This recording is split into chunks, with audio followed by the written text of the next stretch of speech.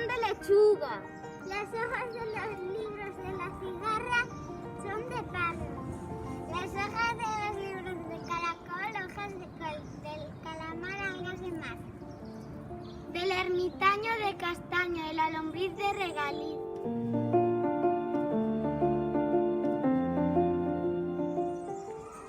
Si una niña se llamase amapola, ¿en lugar de cabeza tendría corola?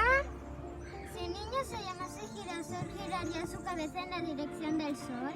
Si fuese su apellido verde limón, tendría un ojo amarillo en lugar de corazón.